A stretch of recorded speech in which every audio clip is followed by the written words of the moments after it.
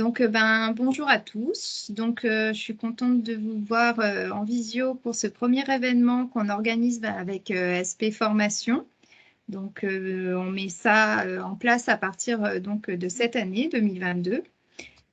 Pour ceux qui ne nous connaissent pas, donc on est un organisme de formation basé sur Argonay-Pringy, à 10 km d'Annecy.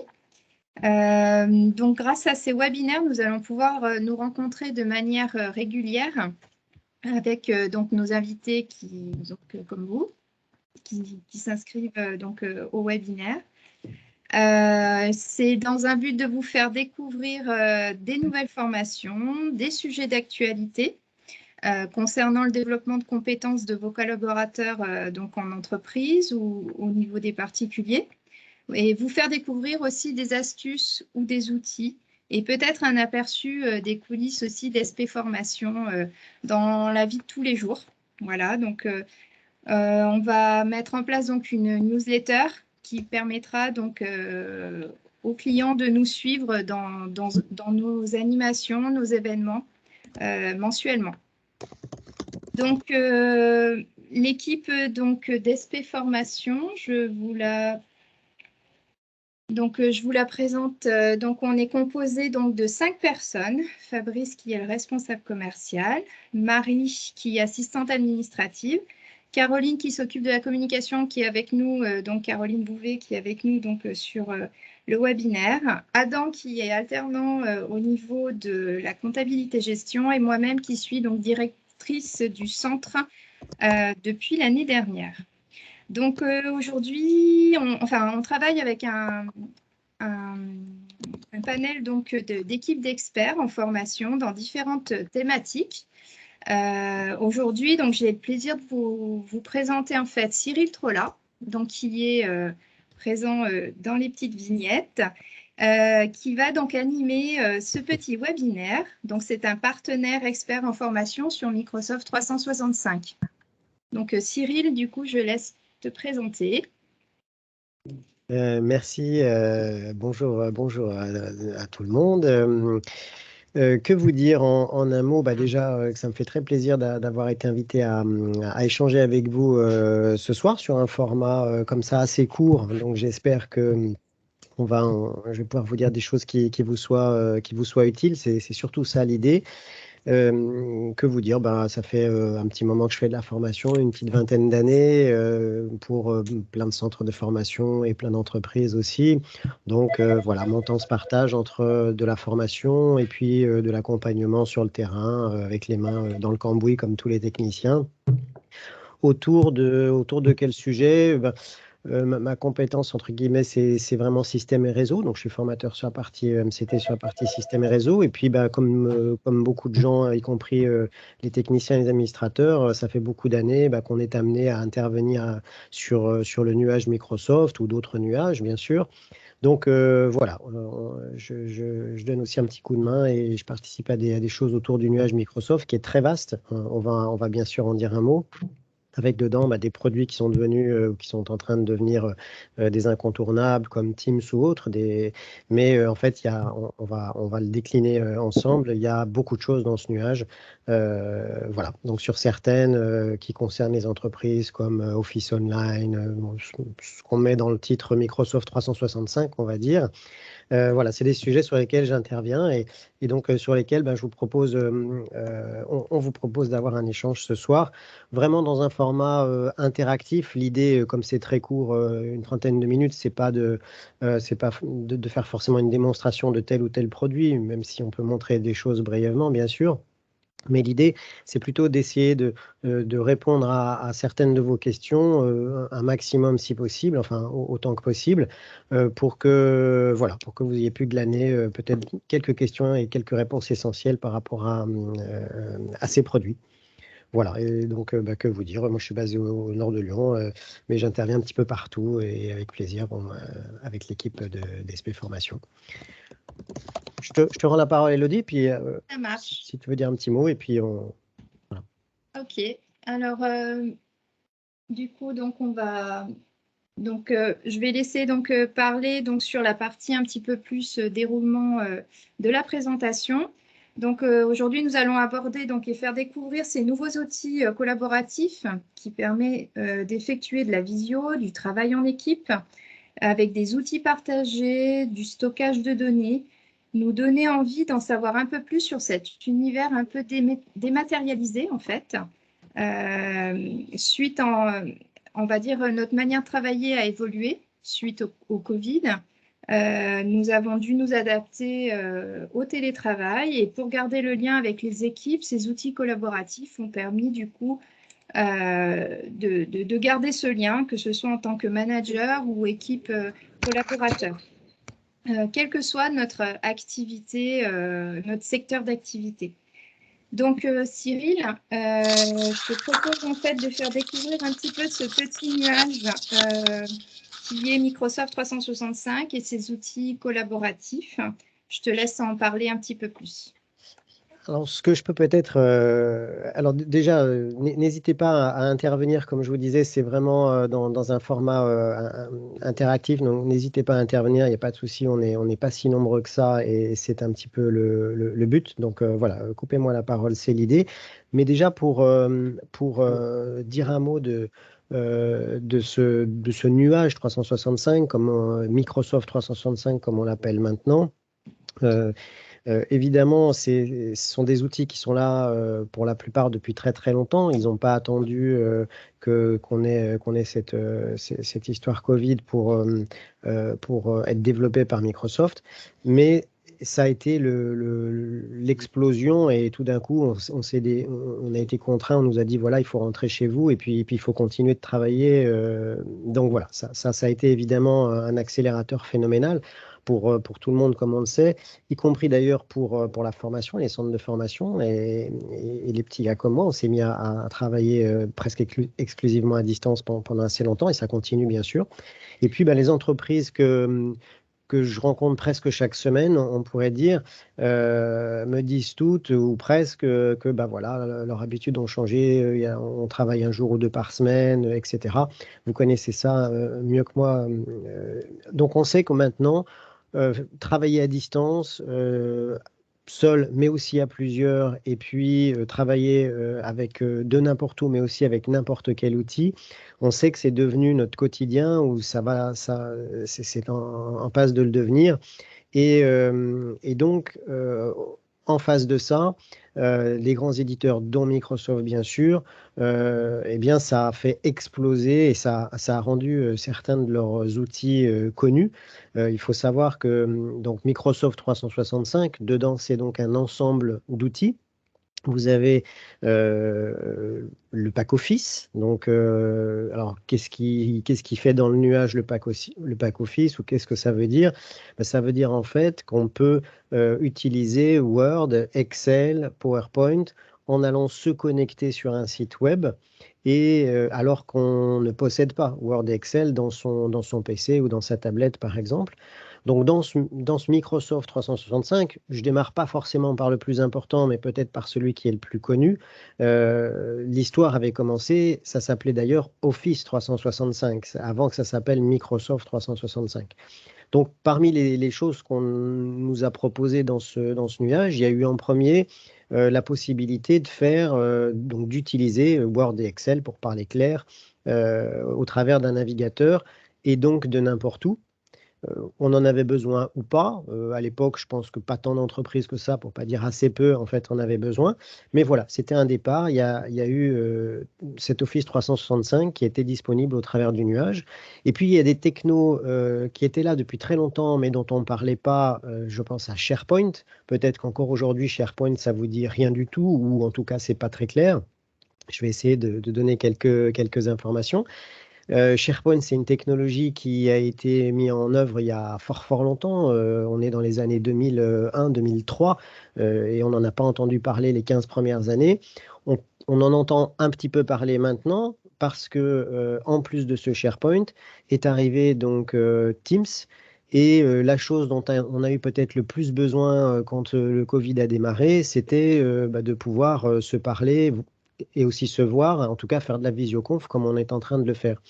Et il se trouve qu'à ce moment-là, Microsoft venait juste de faire différentes acquisitions et différentes évolutions, puisqu'il y avait avant Teams Skype. Et puis avant Skype, voilà, on pourrait remonter comme ça d'autres outils qui essayaient de faire de la visioconférence, entre autres.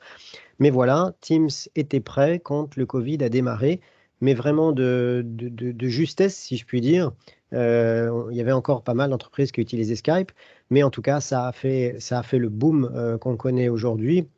Sans dire bien sûr qu'il y ait que Microsoft dans le paysage, bien entendu, il y en a d'autres, mais on voit bien l'importance qu'ils ont déjà pris, les parts de marché qui se sont accaparées, et puis les excellents résultats financiers de l'année passée où ils ont tout explosé historiquement montrent que voilà, ils ont beaucoup de clients, et moi je constate que les entreprises sont de plus en plus, se tournent de plus en plus vers Teams et ces outils du nuage. Donc, dans ce nuage, on a eu Office, il y a eu SharePoint qui n'était pas très connu, mais c'est en fait Teams dont on s'est servi du lundi soir pour le mardi matin. On nous a dit, voilà, tiens, tu as Teams, tu n'as qu'à le lancer, tu verras, tu cliques, tu trouves les autres, et puis tu arrives à faire de la visioconf. Bon, donc on a fait ça. Et puis on s'est aperçu que ça marchait assez bien, il faut le dire quand même, voire même très bien. Et puis, ça a démarré comme ça. Microsoft, bien sûr, voulant surfer sur la vague a rendu Teams gratuit au lendemain du Covid. Je crois que c'était au mois de tout début mars. Il l'a rendu gratuit et la planète entière, en tout cas ceux qui le souhaitaient, pouvaient utiliser Teams. Et Teams a commencé son bonhomme de chemin comme ça. Enfin, c'est plutôt une traversée à haute vitesse. Voilà. Et on sait tous, plus ou moins, on a croisé Teams ainsi que d'autres outils de visioconférence. Et donc, Teams est en train de s'installer dans les entreprises, ou dans certaines entreprises en tout cas, comme un outil du quotidien. Ça fait beaucoup penser à la messagerie quand elle est arrivée. Il faudrait remonter fort, fort longtemps. Voilà, donc Teams s'est installé et on fait du Teams. On fait du Teams pour faire de la visio, pour se parler, pour se voir. Donc, bien entendu, c'est un des outils de ce nuage Microsoft 365. Mais en fait, Teams n'est qu'un, entre guillemets, un petit outil. Si on le compare, si on le remet dans l'ensemble des outils disponibles, c'est-à-dire qu'autour de Teams, il y a OneDrive. Ça aussi, c'est un outil dont on n'entendait pas forcément parler avant. Donc OneDrive, c'est un outil qui sert à stocker des fichiers en ligne, dans le nuage. Vous avez peut-être utilisé du Google Drive ou du Dropbox ou tout un tas d'autres éditeurs, d'autres concurrents qui nous permettent de stocker des fichiers dans le nuage. OneDrive, c'est ça. OneDrive, c'est un espace qui nous permet de stocker des fichiers. Donc rien d'extravagant finalement dans cet outil. Il nous permet de stocker nos fichiers. On peut y accéder ensuite de n'importe où, depuis un PC, une tablette, un téléphone. Peut-être que vous pratiquez ça au quotidien. Donc voilà, OneDrive, c'est un espace de stockage de fichiers. Et puis, sans oublier dans ce quatuor, si je puis dire, entre Teams, OneDrive et SharePoint, sans oublier bien sûr les mails, la messagerie. On dit Outlook parce qu'on se comprend tous en disant ça, mais Outlook, c'est le côté utilisateur, le côté client. Derrière lui, c'est le serveur Exchange que certaines entreprises connaissent depuis si longtemps. Donc, dans ce nuage, dans les outils clés, j'allais dire, qui sont mis à disposition dans Microsoft 365, on a en fait une messagerie, si on le souhaite, c'est pas obligé, mais il y a une messagerie ultra performante. Alors, quand je dis ultra performante, c'est pas pour faire des fleurs à Microsoft du tout, mais c'est pour dire qu'elle est plus performante que la messagerie qu'on mettait dans les entreprises ou qu'on continue à mettre dans les entreprises. Je veux dire par là, la messagerie dans le nuage est plus sophistiquée et nous protège mieux que le serveur Exchange qu'on avait l'habitude de mettre dans les entreprises depuis 30 ans. Pourquoi elle est plus performante? Parce qu'en fait, Microsoft additionne tout un tas d'outils antivirus, anti-méchants, anti-attaques, et des outils qui sont extrêmement sophistiqués, extrêmement chers, et qu'on n'a pas les moyens du tout de se payer dans une entreprise, quelle que soit sa taille, en plus avec derrière des systèmes sophistiqués de veille, etc. Donc, juste pour dire que dans ce Microsoft 365, il y a la messagerie, une messagerie performante, très très moderne, qui essaye de nous protéger par les temps qui courent, on ne dit pas non. Voilà déjà des choses qui sont les éléments essentiels de Microsoft 365. Mais j'aimerais vous laisser la parole pour me dire voilà, si ça vous parle et si vous avez des questions par rapport à ce qu'on appelle le nuage Microsoft. J'ai une question. Alors, levez le micro si vous voulez parler. Je ne sais pas qui c'est qui souhaite parler. Oui, c'est Viviane. Voilà. Je voudrais savoir la différence entre OneDrive et Google Drive que j'utilise. Moi, j'utilise Google Drive. Alors, Google Drive, je l'utilise parce qu'on peut partager et surtout, on peut travailler en simultané. Est-ce que sur OneDrive, c'est pareil? Oui, alors Stockage. il fait du stockage comme Google Drive, on peut partager de la même façon, et le côté travailler à plusieurs sur les documents, lui, se fera grâce à Word ou Excel. Google a ses propres outils, Microsoft, c'est Word et Excel pour parler clair. Donc là, ce sera au travers des outils du pack Office, finalement, qu'on pourra effectivement travailler à plusieurs simultanément sur le même document. C'est plus simple ou c'est identique par rapport à Google? Ça se ressemble beaucoup.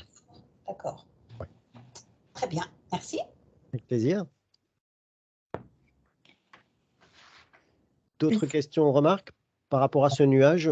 Où est-ce qu'on peut trouver dedans? J'aimerais poser une petite question aussi, Cyril. Bien sûr. Par rapport aux outils collaboratifs, tu n'as pas parlé de OneNote. Alors, j'arrive pas à savoir si OneNote, il va continuer à exister ou s'il va être remanié ou s'il va être abandonné par Microsoft et si ça vaut le coup, pour moi, par exemple, en tant que formatrice, de me pencher sur le lien entre justement Teams et OneNote.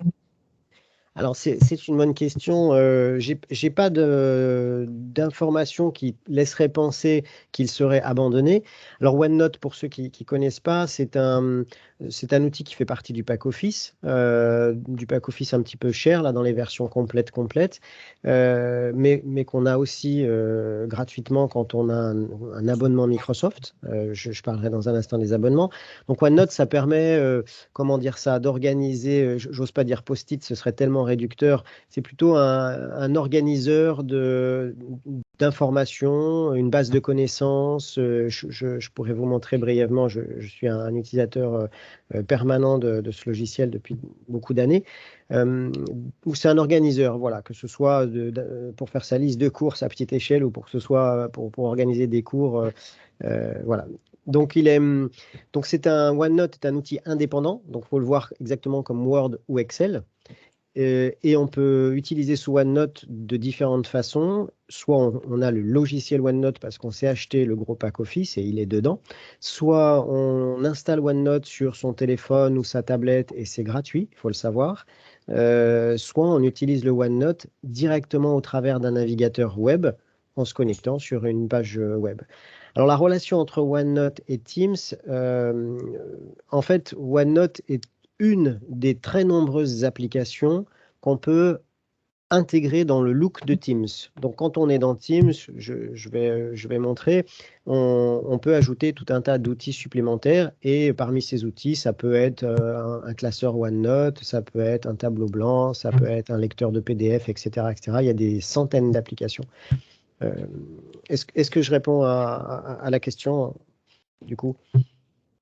Oui, du coup, comme tu es un spécialiste Microsoft et tu n'as pas l'air de dire que OneNote va être abandonné, j'ai une réponse à ma question. Ah, j'ai vraiment aucune.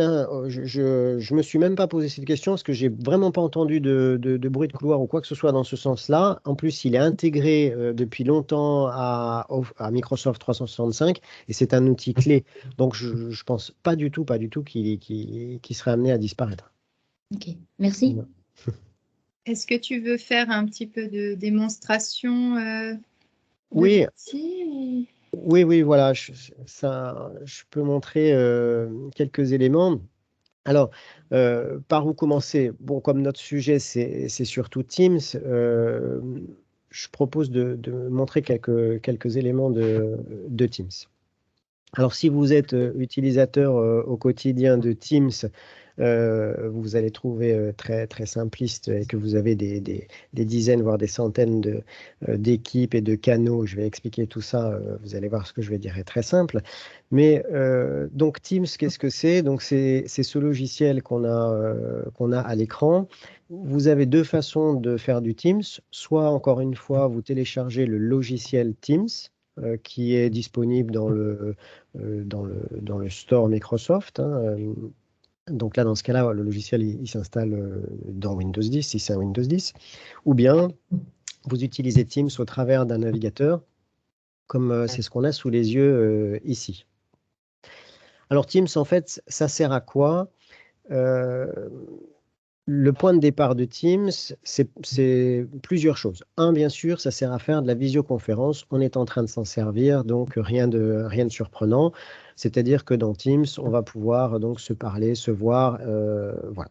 Il y a un accès à un calendrier qui nous permet, enfin un autre calendrier en tant qu'utilisateur de Microsoft 365, qui permet d'organiser des réunions, de planifier, de faire des choses comme ça. Donc, l'un des outils, c'est quoi? C'est cette partie visioconf. Le deuxième outil qu'on a en haut ici, c'est un outil qui permet de faire de la conversation au clavier, du chat. Donc ici, on peut créer différents sujets de conversation. On pourrait très bien imaginer de déclencher un forum de discussion sur Teams, par exemple.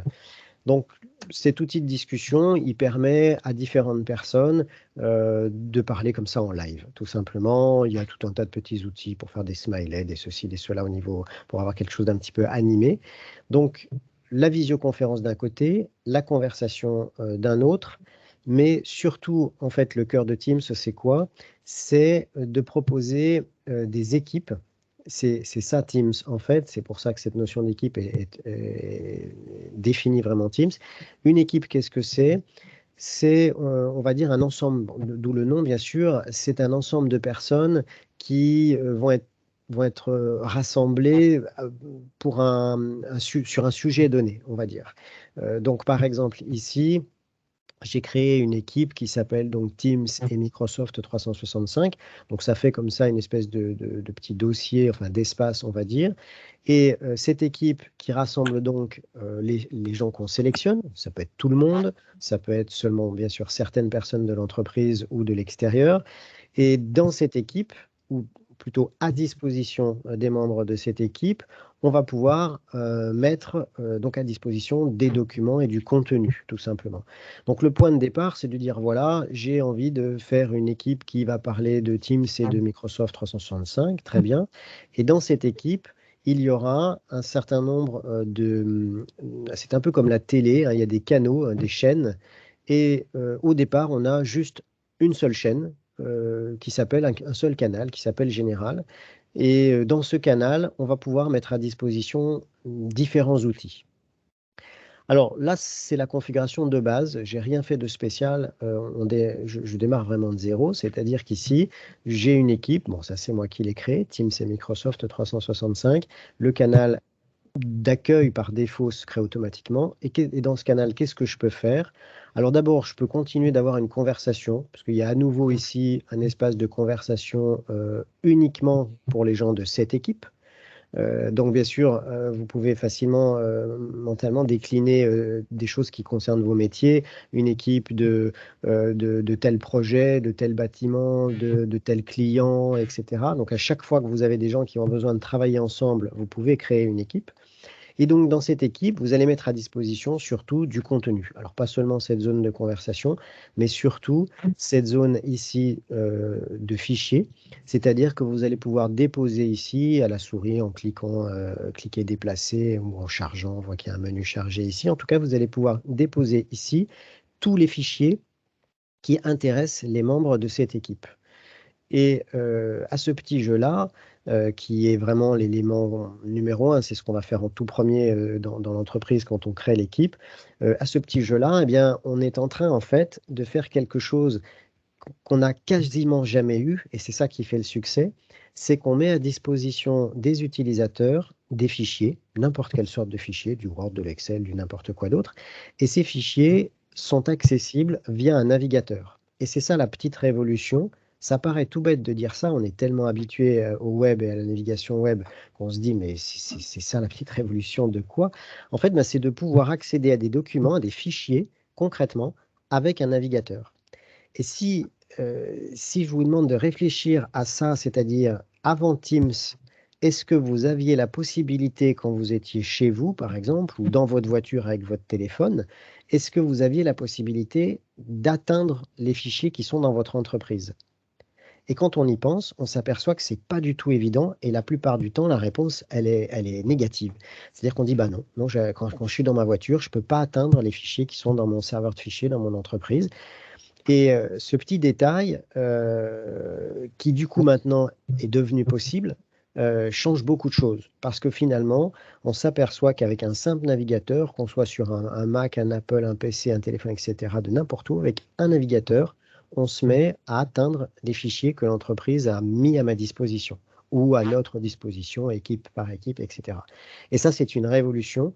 Ça paraît tout bête, mais ils ont mis tellement de temps à ce que ce soit opérationnel que maintenant qu'on l'a, on clique, ça marche, on se demande même pas si c'est normal ou pas, si c'est voilà. Et c'est donc dans Teams, le point très fort, c'est ça, c'est de mettre à disposition des documents.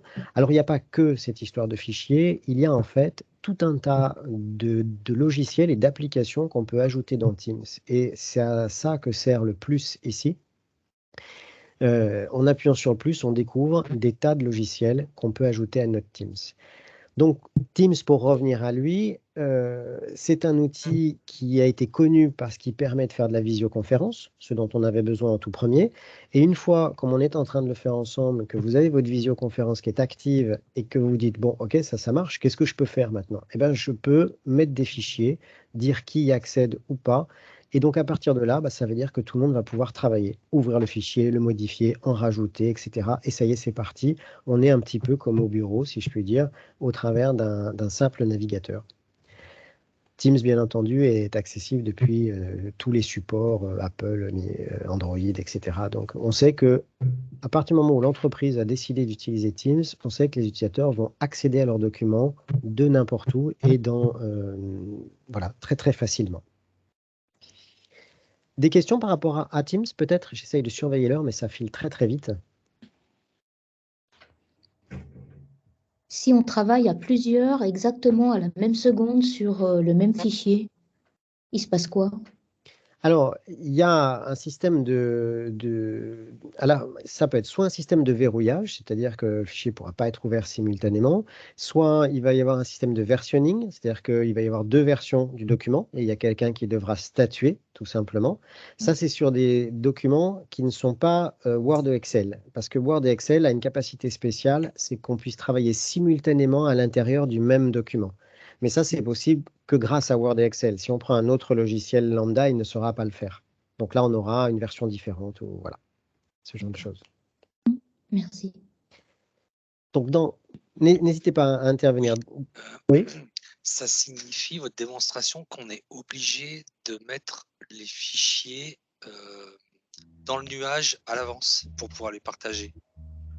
Oui, c'est exact. D'accord. Okay. Si on a des fichiers, si on a des serveurs en interne, ils ne sont pas utilisables en tant que tels. C'est ça. OK. Ça.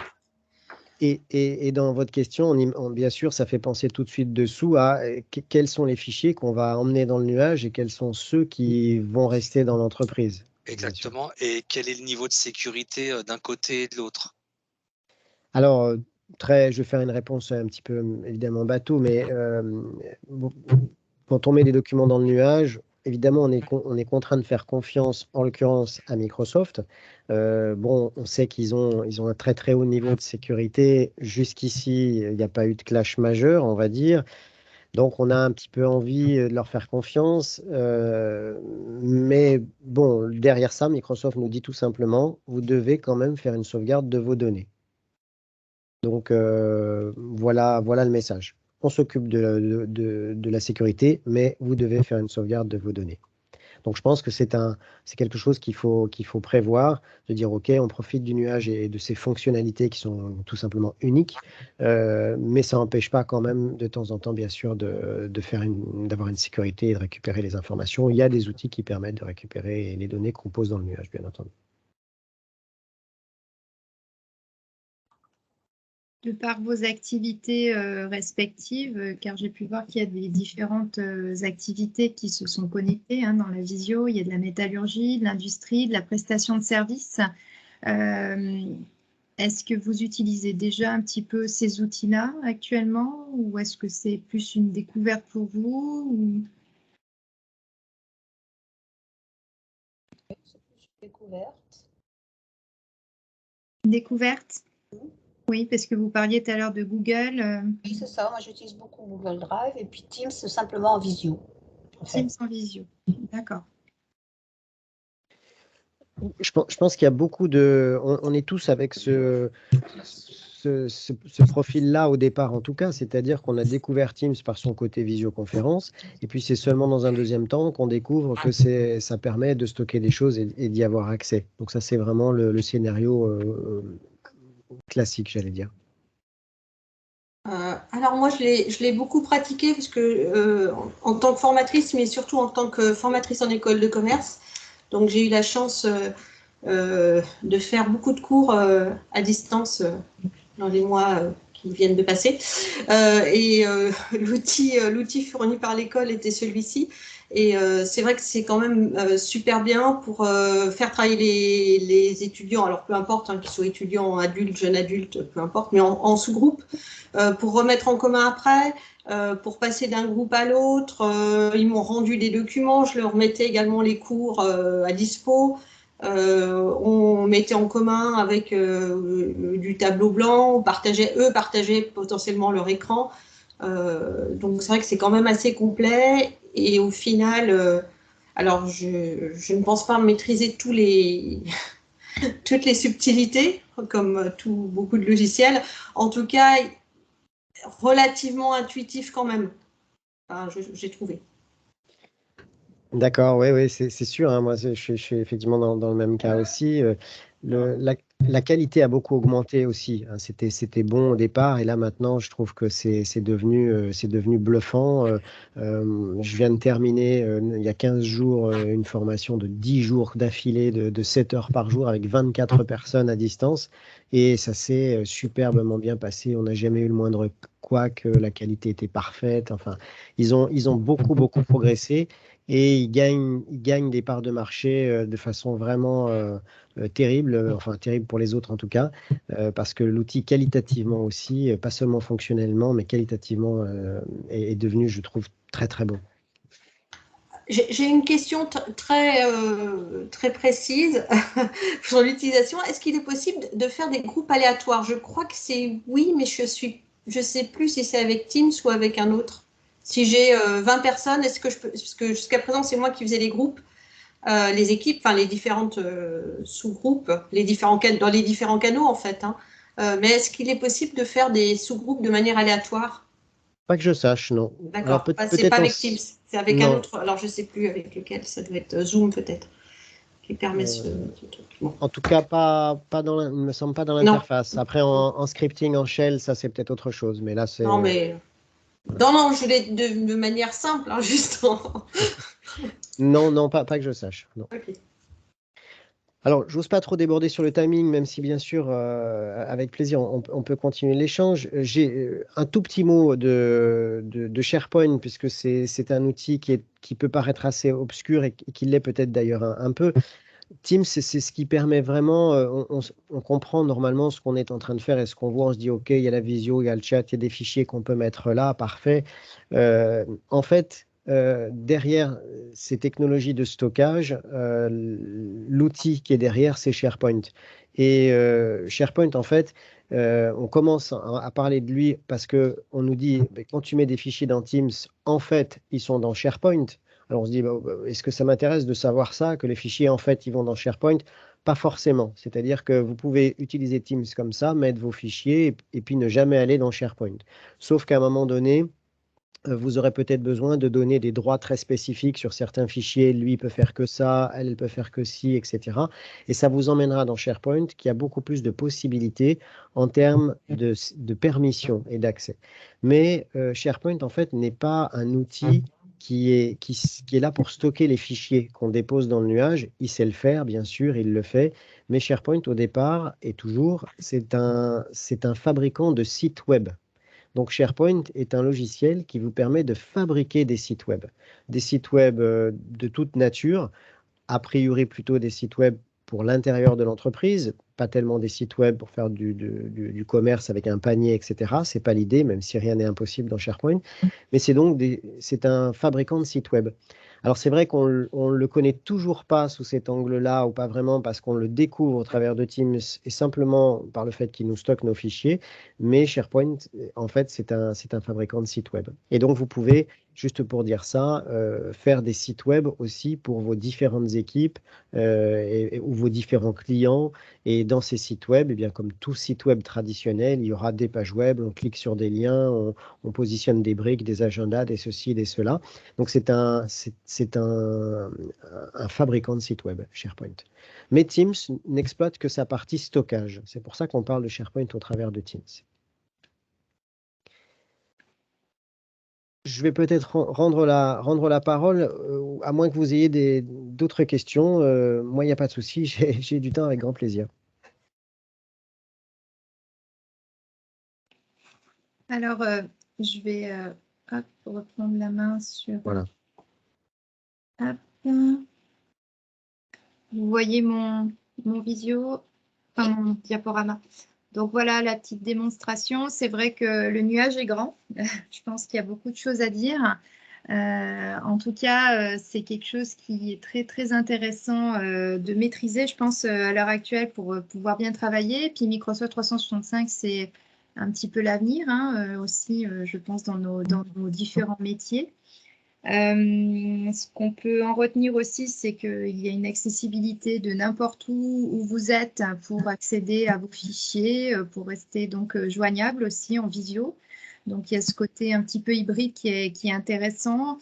Donc ce que je vous propose, c'est les atouts. Bon, bah, je pense que Cyril en a parlé un petit peu. Est-ce que tu veux un petit peu les énumérer avant qu'on relaisse la parole à nos personnes? Est-ce que tu veux... Oui, c'est simple. Enfin, on peut simplement. Ce qui fait un petit peu la révolution de tous ces outils du nuage, je pense que c'est surtout le fait de pouvoir accéder aux données quand on est ailleurs qu'au bureau. Que ce soit chez nous, que ce soit dans la voiture, etc. C'est ça qui fait un petit peu la révolution, parce qu'on n'avait pas forcément demandé à mettre nos fichiers ailleurs que dans l'entreprise et dans le nuage. Donc on les met dans le nuage. Pourquoi? Parce qu'on va pouvoir les utiliser et les atteindre à distance. Et puis dans un deuxième temps, on va même pouvoir travailler à plusieurs sur ces documents, je pense.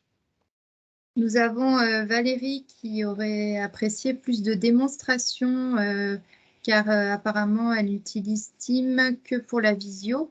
Après, c'est vrai que le champ est large. Donc, est-ce que tu veux, enfin, à voir si vous seriez intéressé pour élargir un petit peu une petite démo peut-être sur autre chose, Cyril, ou si, voilà. Une autre fois, peut-être. On fera un autre point sur un nouveau thème, pourquoi pas. Après, ce que je peux vous proposer aussi, c'est par la suite vous envoyer un petit questionnaire, de savoir ce que vous en avez ressenti, si vous aviez d'autres attentes aussi qui pourraient derrière voilà, aider pour construire des nouveaux événements webinaires également, parce que nous sommes toujours à l'écoute. Je voulais aussi vous parler également que justement avec Cyril Trolla, des formations sont en place sur Microsoft Teams et ses outils collaboratifs sur des sessions inter-entreprises, donc avec SP Formation ou bien en intra-entreprise. Je vous communiquerai également par retour de mail les dates. Si cela peut vous intéresser pour approfondir vos connaissances ou pour découvrir cet élément. Et voilà, je pense que j'ai fait le tour. Est-ce que vous avez d'autres questions auxquelles Cyril peut répondre?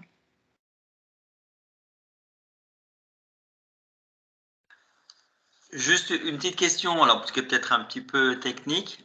Cyril va peut-être me répondre. Quand tu partages, quand tu mets des fichiers donc à disposition de l'équipe, est-ce que c'est au niveau de Teams que tu vas pouvoir dire, bah voilà, telle ou telle personne de l'équipe va avoir tel droit et pas l'autre? Ou est-ce qu'il faut aller sur SharePoint? Alors pour les droits fins individuels comme ça, ce sera dans SharePoint. D'accord. Okay. Ouais. Au niveau de Teams, on peut simplement dire les gens qui sont là accèdent ou pas aux documents, mais c'est beaucoup moins granulaire. D'accord, ok. Ok, merci. On a aussi une question qui a été posée par SIGP sur le chat discussion Teams. Est-il possible d'avoir des échanges privés et pas à tous? Oui, bien sûr, à la fois dans la zone de conversation, de chat, donc c'est possible de faire quelque chose de privé. Oui, à tous les niveaux, on peut sélectionner avec qui on chatte.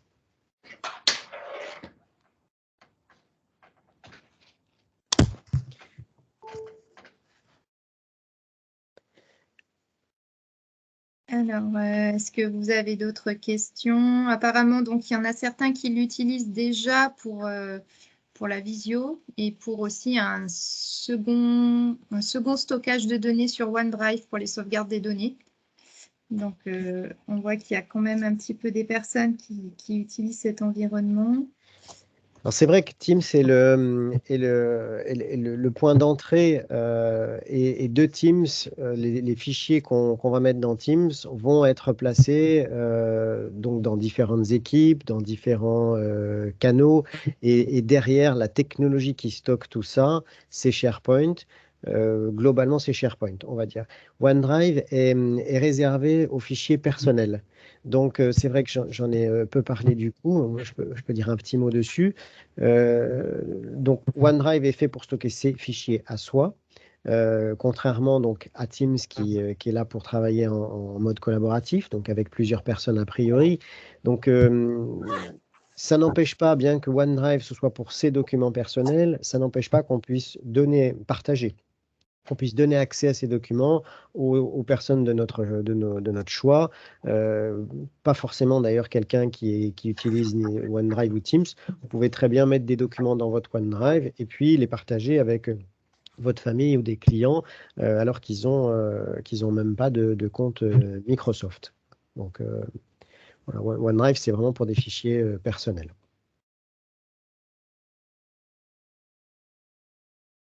J'ose pas déborder plus que ça. Si vous avez des questions ou si vous voulez que j'essaie de montrer une ou deux choses avec plaisir, mais voilà, j'ose pas déborder plus que ça officiellement sur le timing. Apparemment, il y a eu une question à un moment donné. Alors là, c'est pourquoi faire une telle différence entre fichier perso et fichier personnel? Maïka Pascal. Bonne question. Il se peut que vous n'ayez pas besoin de faire ça parce que vous utilisez que des fichiers dans le cadre de votre travail et qui sont gérés par l'entreprise. Mais c'est vrai que la plupart du temps, c'est peut-être sans doute le cas pour vous, il y a quand même dans l'entreprise un espace privé dans lequel on met nos documents. On nous dit, voilà, tu as un lecteur, souvent on a un lecteur, R2 points, T2 points, enfin si vous êtes dans une entreprise d'une certaine taille, si vous n'êtes pas tout seul comme moi, on vous dit, voilà, tu as une lettre, sur le R2 points, tu mets tes documents privés, et puis sur le U2 points, tu as tous les documents de l'entreprise. Donc on a quand même très souvent besoin d'un espace privatif et puis d'un espace où les choses sont mises en commun. Donc dans le nuage, c'est OneDrive qui sert à l'espace privatif. Après, j'avais une question, Cyril, aussi également. Quand on est amené à travailler avec des entreprises extérieures et qu'on veut faire un travail en équipe, justement, mais qui ne font pas partie de la même entreprise, ces personnes, est-ce que du coup, Teams permet de faire une équipe avec une autre entreprise qui a Teams et sur laquelle on veut travailler sur un projet commun, par exemple? Est-ce que ça, c'est envisageable? Tout à fait, c'est tout à fait possible. Ça s'appelle des utilisateurs invités. Donc, si je veux travailler avec, je ne sais pas, quelqu'un de chez Capgemini, je crée un compte pour lui. Enfin, en tout cas, je référence son compte dans mon Teams et puis il pourra venir travailler avec moi sur des documents dans mon équipe ou dans nos équipes. Oui, oui, il n'y a aucun problème, c'est prévu. Et ça marche très bien.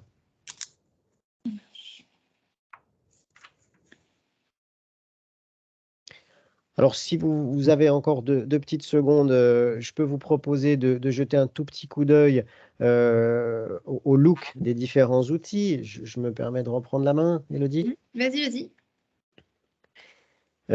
Alors, ce qu'on avait sous les yeux, c'est donc Teams.